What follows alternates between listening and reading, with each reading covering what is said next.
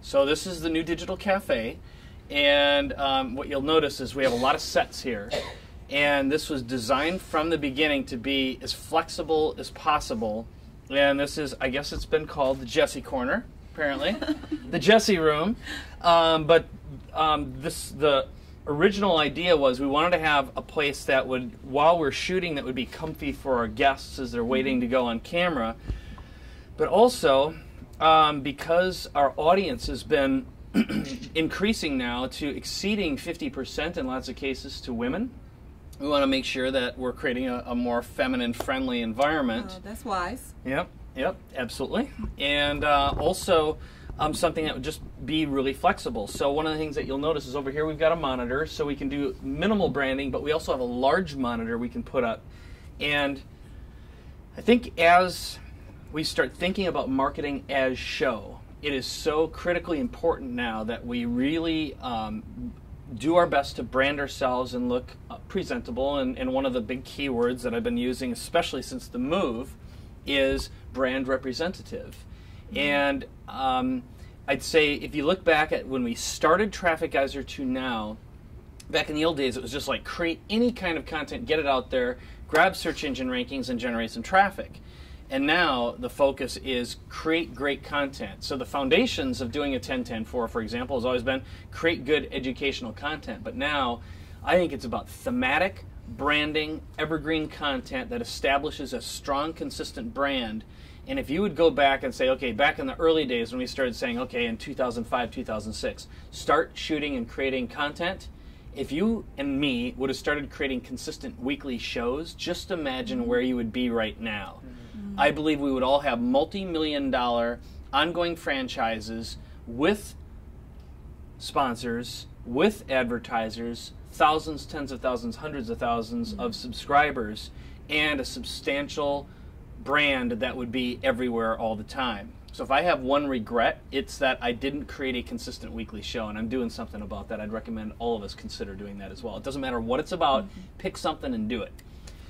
So having a place that is uniquely yours is very, very important. In our case, we're producing a lot of shows for a lot of different customer types, and we also want to show what's possible. A lot of this furniture you could get, you could probably put it together for $1,000 or $2,000. You can get a great big monitor these days and put it up. Lighting's easy, and you'll also notice when we go around, I'll talk more about the gear and the lighting. So we'll call this Set 1. Set 1. Set 1. Now over here, brick background. You don't have to move. This is just a foam core sign, but again, what's really easy is we have a lot of mobile monitors, so it'd be easy to move something in. And this is just paneling against basically a fake wall, but very easy to set up. Little bar table, some stools from IKEA, but you can really create a beautiful set that, again, well lit. It's going to really feel and look good. There's also something you can do, they're called gobo lights, so you can get essentially like an imprint or an icon or a logo and shine it on it at an angle, and it's really going to, again, help your brand if you've got a symbol. So here you could create kind of an urban set or a city set. I'll go over to this one next. There's actually a couple other things. Doing a simple desk environment would be super easy. Here we've got a shoji screen. I'm not sure, but I'm going to guess this probably came from IKEA or something like that. These are usually around $100, different types, but easy to move around. You can put lights behind them very, very easy. And again, some simple lights. Get yourself a microphone, a desk microphone. Just as I've been noticing a lot of people lately, they're either setting up a microphone. You can always tell an amateur if it's pointed like that. That is not where the microphone element is, okay? It is here. So have this facing the speaker. So I see this all the time. I'd say over 50% of all shows, someone has their microphone pointed the wrong way. Just as a little stylistic thing. Stylistic tip. Inside this box, and I'll probably pull the wrong lid. Oh no, this is it. This is actually a portable studio in a box. It's got wheels and a case.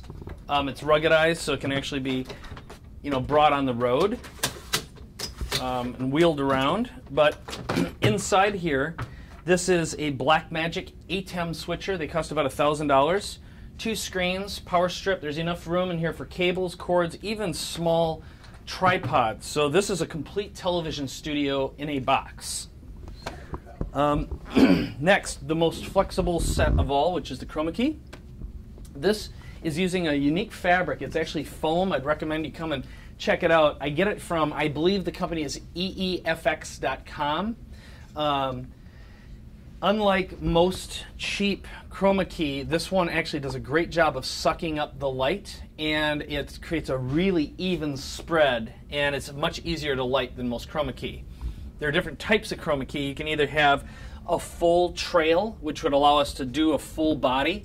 If you remember the Top Gun Consulting Toolkit videos, Ed and I stood in a larger, wider green screen that extended down so we were feet to head, and we also had some room for our arms when we're gesticulating wildly. But with this, the nice thing about shooting against Chromakey is the flexibility and the control you have. In the studio, I don't have noise problems. I had a question yesterday, which is, do you like to shoot outside, do you like to shoot inside? And if you had to pick one or the other, always a controlled environment. Most people's ears are not tuned when you start shooting to notice all the noise that's around you. Screaming babies, slamming doors, people yapping in the background, room noise, etc., etc. Having audio control is the most valuable thing you can have, I say, even before lighting. People will tolerate poor lighting before they tolerate poor audio. But being able to have a green screen means you can replace it with any background, and you know, it's not the same, but unless you're doing like 2-on-1 interviews, like a location thing, I just recommend control your environment whenever possible. The lighting here, these are fluorescent lights, or compact fluorescent, and we have what's known as a hair light to light up the back, or a halo light that creates a separation of head. These are actually lighting the Chromakey itself, and then normally we'd have one of these soft boxes pointed towards me with the screen over the front, and we might end up having 2 of them. One is a fill light, and then there might be one off to the side. So you effectively have what's known as a 5-point lighting rig. 1, 2, 3, 4, and then maybe 5 over here. And again, that creates a silhouette pattern, so you're not flat. When you say, oh, the lighting's too flat, it's because there isn't any shadow around the eyes or the nose. So something just to think about. Yes? Using LED lights? Is there a reason? I do have LED lights, and I'll show some of those in a little while. I love LED lights. They are harsher, and unlike a softbox, which normally, someone owes me $50, and but what we'd have is a screen that goes over the top, again, to smooth it out. LEDs are a little bit harsher, but you can again get a softbox mount for the LEDs, but it's just a little bit trickier to light. Okay. Next thing that we have over here. So again, in terms of the numbers, we have 1, 2, 3, 4, 5. So this is our library set. We can do something over here. It'd be easy to wheel over a monitor again if we wanted to, or over here for some branding. Also bring over a shoji screen if we wanted to, do something different. Another thing that we did, Pam was in here last week shooting a brand new show, and she just grabbed the circular table, a shoji screen, a monitor, and stood up alongside it, put some flowers on it. So again, for like $300, she had a beautiful set. The most flexible common denominator in all this, and I'll move out of the way here, is to have, I think, a monitor on wheels like these over here. Because these days you can get a really nice 40-inch or larger monitor for about $400. I just got a 70-inch monitor for $1,500. Talk about flexibility. I can put a chair in front of that, have the branding, do all my presentations, standing, sitting, or whatever. There's enough room for 2 people. So, again, incredibly flexible. It's a cheap set. Next is the throne. So this is, and I say that because one of the things that we reserve, and of course this is a suggestion, get your podcasts made, start broadcasting with Traffic Geyser, and create some case studies so we can feature you here. This is where we bring our success stories. We interview people here, and this is, to me, what we've turned this into, like the shrine for you when you're successful, is we want to turn you into a great success story. This is going to elevate your own visibility, your own brand, make you a hero and a superstar inside our community. And also, you know, you're associated with a lot of celebrities that we've had shot here. Most recently, a couple weeks ago now, we had the great Richard Dreyfuss in for a podcast episode. We shot him, and that was pretty cool. But the original Digital Cafe was my first agency, my first real big business that started in the very early 90s, sold in 1999. The company that bought it let the business lapse. A friend of mine found, actually it's not trolling, what's it called when you grab a domain? He squatted the domain for about 10 years, and finally I bribed him with a stack of cash to buy my old domain back. But I got the domain digitalcafe.com back. By then I'd gotten the trademark copyright back as well. Started researching, and I found a guy who is a big enthusiast of 50s diners, who's a handyman, and I said, I've always wanted to build a real digital cafe because I could never afford it before. It turned out it wasn't very expensive. All the stuff you see here just cost a few $1,000s. I got the idea of the corrugated steel from my friend Famous Dave Anderson, who has the barbecue places all over the country. He started that, and I remember going into the barbecue places. It's my weak spot. Love the pig. Can't eat it anymore, unfortunately, but not often. But anyway, I loved just the way that steel looked, and that kind of like southern 50s barbecue joint. And plus 1950s, I thought it just felt a little bit innocent, sort of that Coca-Cola look too. And it's bright, it pops, it's memorable. Getting a neon sign, not too expensive. Nowadays, you could just get a monitor. I think there's something sexy about having real neon, of course, if you ever do a brand like that. But you can just put a monitor here, mount it, cost you $500-600. So we'll take pictures here when we're done. But, you know, you got flexibility for branding, boxes, whatever it is. There's room to do. I think we've had as many as 6 people at once. It's a little tight, a little sweaty, but works well. You also notice the camera over here. Now, we do have the studio. We don't have as much gear in here right now because it's over at the training. But we have 4 of these robotic cameras. So when Sean and Melissa are producing a show, we've got these set up. Typically, we'll have center camera, left camera, right camera. In some cases, if the 4th is set up, that might be to shine over on the other set. The whole idea is they're back here with joysticks, moving and controlling, zooming in, zooming out, panning left and right. We only need 2 people to manage a pretty sophisticated production now. So one person managing the switcher and the editor, and then over here, the cameras, joystick controlled, and maybe controlling some other media elements. During a live production, when we're doing a show or a live event, we've got one person who's actually editing the content, grabbing the footage in real time, putting a bumper on the front and back, maybe some bottom thirds, chunking out if there's some sort of place where someone drops an F-bomb, for example, we want to edit that out, export, and we are literally uploading the show to a membership site in real time or near real time at our event. So when we finish the event, the goal is always have all the recordings up and available for our customers as soon as it's done. Now in the back room here, you can look in here maybe when we're done. It's a little bit ripped up right now, but there is actually a window here. That was the one sacrifice we made in the interest of space, room, and everything else. But we would have had a nice control room window. But it turns out they can see everything through the cameras anyway and be isolated with audio and sound.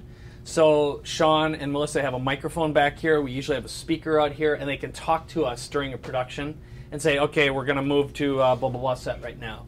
Anyway, they got monitors here, the switcher, a couple editing workstations, and then storage for our gear. Now, the big set. I'll slide over and turn the lighting around. I don't know if that light works. You can pop that one on. Just flip it. Oh, it's not plugged in? It's fine. You don't need to. So, this to me is sort of the crowning achievement, and it really represented about 3.5 years of deliberate thought. Some of the sets that I modeled were Jon Stewart's, the original set, not so much the newer one. Bill Maher, you'll notice that the green background here, This is completely adjustable. So blue is a trust color. We can easily change the color here. And let's see, I got to see which one of these. I know I had it working earlier, so I could change it to green. But I can't remember how in the hell. Oh, there it is, there. So I can change it to green, the money color. So if we're going to be talking about money, we better be green. If we're going to work with a male audience, if it's a sports show, if you look at a sports center, ESPN, red, okay? It's Mars, it's fire. It's first chakra energy. So if you've ever studied color, chakras, or any kind of color psychology, you'll know that different colors affect us psychologically. So the way this was designed was for flexibility. I can put 5 people behind here. We've got in-ear IFBs or microphones, or headphones rather, that can pop into my ear, go on the back, swing around. So I could set up a camera, or rather a monitor right in front of the camera with Skype. I can be looking at whoever I'm interviewing, listening to them, and know that the audio is isolated and have a full conversation. Okay? It's all mixed in the background, so we can do two-way real-time communication. Also, in certain instances, I might just want to have a single person as my interviewee if I don't have, 4 co-hosts, for example. So I slide in the center divider. I have one person sitting here. Usually that's me. And then they sit over here, and we're able to have a conversation. This works really well. This is modeled after my friend Dean Graziosi, who's been doing a lot of shows for a long time. Very, very smart guy. Embedded in here are 2 monitors. Why the 2 monitors? Because if I'm doing an interview, I can say, hey, Sean, why don't you route the program output, in other words, whatever you're seeing or what the end user is going to be seeing, to this monitor. So out of the corner of my eye, peripheral vision, I can see what the switch is looking like. And I can also monitor, when the camera's on me. Over here, if I'm doing a live production, I can have producer notes, so Jesse can be typing to me in real time. We always have Google Docs open, so I can have Helen, who's on the East Coast in Washington, D.C., Jesse, who's over here, maybe my assistant Lori, telling me in real time what is going on with the program, what the mood, what the environment is, what the sales are, what I forgot to say, what I said that was stupid, whatever it is. Production is a collaborative environment. Now, the other thing that can happen is we can have our real-time sales reports open. I can really actually watch the flow of orders coming in based on what we're saying, and also the chat stream. So we know that if there's a really good interview going on and the chat flow is going crazy, the orders are going to be going crazy too. There's a direct relationship between engagement and orders and sales. And I've been saying this for a while. You are in show business. If you are not putting on a good show, no one is buying, no one is engaged, and they don't care about you. They're off twittering, twaddling, doing their email, and paying attention to other stuff. They probably put you in pause or turn on your audio and are listening to some other video. So if they are busy typing, their hands, their eyes, their minds are focused on the show. This is why TV is dead. It is going to become less and less relevant, and the value of a viewer or listener in old school media is 1/100th of what an online viewer is. Okay? That's why right now creating your shows and starting to build interactivity is the most valuable activity you can do for a client or for yourself. Anyway, we get real-time reports. So I am literally adjusting my behavior, my speech patterns, and the flow of the show based upon what our audience wants, needs, and what their behaviors are. Okay? Can I just say one fascinating thing that we found that people don't often think about? Mike said we can see when it's really fascinating guest on, the chat's going crazy. But sometimes, not often, you see the sales go flat because they are so good on that people can't take their eyes off for a second. It is so important when you're doing a schedule that you put little buffer videos, like little commercial breaks, right? We use testimonials quite a lot, or a little fun comedy video that we've edited together to give people a minute or two to go to the shopping cart and buy something. So that's just something when you're putting together a schedule. Don't do back to back to back to back to back awesome guests. People don't have time to go buy someone's stuff then. Okay? Yeah. Yep, that is exactly right. So there's another saying. The first time I heard this, I was absolutely offended. I'm like, That is evil. And here's what it is. The more you tell, the more you sell. The more you teach, the less you sell. So I remember hearing Tony Robbins once said that this is 80% entertainment, 20% content. I thought, that is horrible. What a disservice. You know what? If you're spending 80% of your time teaching, you suck. You are boring. No one cares, and they will leave. How's that for a little, I mean, it's a little ironic twist, but you've got to entertain. And that's why, if you just think about it, you know, the most valuable brands, the most valuable person was Steve Jobs. Not only was he a great pitch man, he was an entertainer. Okay? Next thing. So when we're switching live, I will open up, let's say, and again, they're not all set up, but I'll have left camera, which is on me during an interview. So if we're watching, I'll be looking at my guest. I'm going to pretend there's a simulated guest here. We got center camera, which is a medium shot. And during the show, I might open up and I'll be looking at, I'm going to pretend Lori's my camera here, but I'll say, hi, welcome to the show today. I've got a really special guest. It's so-and-so who's going to talk to you about such and such, and here's why you want to be here. Benefit, benefit, benefit, benefit, benefit. Teaser, teaser, teaser. So nice to have you today. Medium shot. Hi, nice to be here, blah, blah, blah. Thanks for coming into the studio. Welcome them, everyone. Please, da-da-da. And then, what is the big blah, blah, blah? Camera 3, okay? So, blah, blah, blah, blah, blah, blah, blah. And then periodically, I'll say, that is great. Camera 1, okay? Nod, nod, reaction shot, yep, yeah, okay. And then, what about blah, blah, blah, blah, blah? Medium shot, which is a transition shot, and then back to guest. So if you watch TV, pay attention to the behavior characteristics and the continuity of a show. It's always blah, blah, blah, medium shot, together, reaction shot, medium shot transition, back to guest. Now, there are some times when Sean or Melissa are not able to be here to shoot, so I still got to do a program. If you ever saw the interview I did with Joe Polish. So I have a remote control here. I am able to control click, camera 1, click, camera 2, click, camera 3 with my foot, click, computer. So I can be tippity, I can basically tap dance, literally, tap dance the cameras and control them in real time. So we can get the machine rolling in the back, and I can go, camera 1, hi, welcome to blah, blah, blah, blah, blah, blah, and it's nice to have you here today. Camera 2, and then camera 3, or I'll say, okay, camera 1, blah, blah, blah, blah, blah, blah, blah. Camera 3,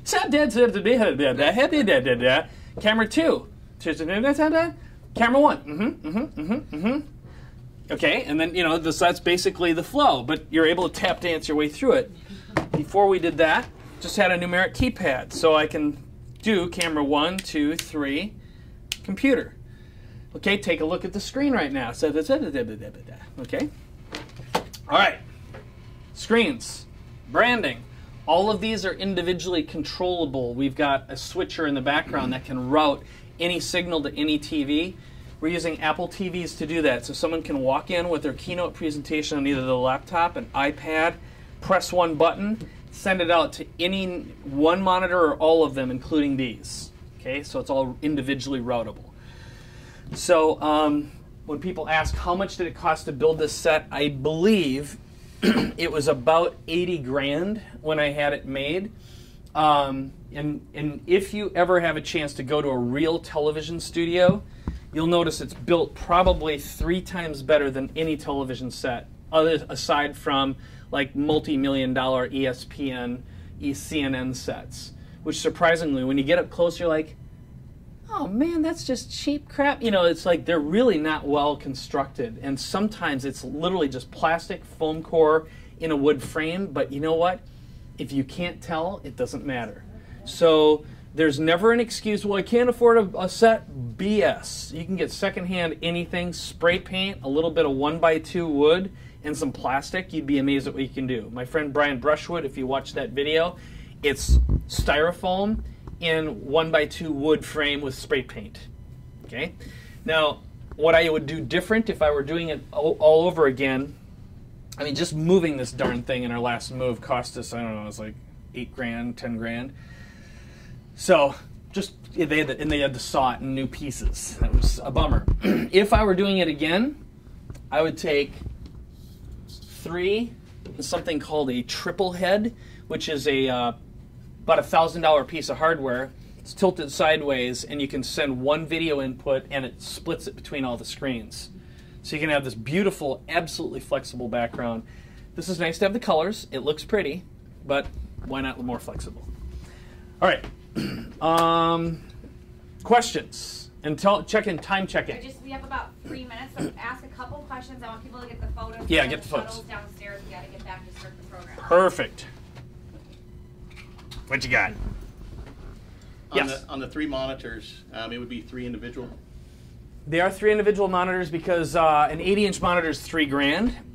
And trying to set that thing up, this is bigger than 80. I've done the measurements, you know, and with 3 monitors, you've got the ability to be absolutely flexible. They can either be treated as individual monitors or as one with this thing. It's from a company called Matrox. It's a triple head. You can either get a double head or a triple head, and all it is it's a plug-in gadget that treats multiple monitors as one or separately. Mm-hmm. Did you want to show your office quick? Oh, yeah. Let's check that out. And the one bad thing about having an all-in-one studio is it's all-in-one. Live shows, you still have a chance to get it before you push it out? It depends. If it's live, it's live. At best, you got a 30-second delay. Yep.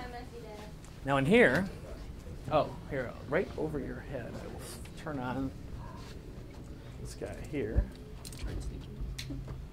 Okay. These are LED lights. And you'll notice a few things here. One of which is I've got a camera right here, and you can't see this, but on camera right now, this is obviously a big monitor. Looks nice and sexy. I'm able to do a full show and control my computer with this clicker, and this is being sent to all of my machines. So if I'm doing like a Google Hangout, one camera dropped into a computer. If all I had is the webcam, a laptop, I can do a Google Hangout with a video, with a background, and video, no extra hardware. So it's literally just USB stuff. The only thing I do have is I always have 2 computers, one of which for this, and that same signal is basically just being driven to my main machine. So it's kind of like a poor man's switcher. So $100 webcam, $100 microphone, and you can do a Google Hangout with everything. So the other thing, of course, the animation looks pretty sexy and nice. Lighting. So again, we've got LED here. This is my hair light in the back to create the halo effect. This one is more of the fill. Ideally, I'd have some sort of a screen over it to kind of soften it a bit. And then this is my third point to create a little bit of face shadow. You can see this box here is something called a live stream switcher. This is essentially a television studio in a case. Costs about $7 or $8 grand.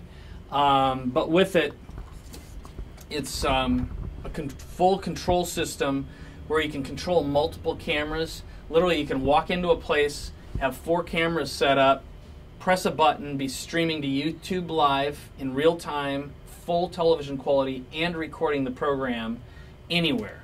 So you could, walk in somewhere and get set up. It's pretty slick, and it's basically a PC. They call it a lunchbox, or what do they call it? A sewing machine. Anything else in here that's important? I am experimenting with a lot of hardware all the time. You'll notice here this is sonic foam. It deadens, so it reduces room ring.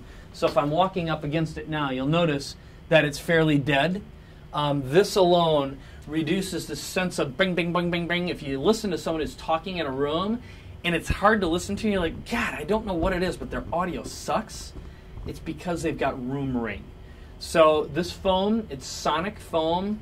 You can buy it through Amazon or Egg Crate foam that they use for mattresses. You can get rolls of it for like $30, and it's just white. You can staple it to your wall. In this case here, I just used thumbtacks, so easy.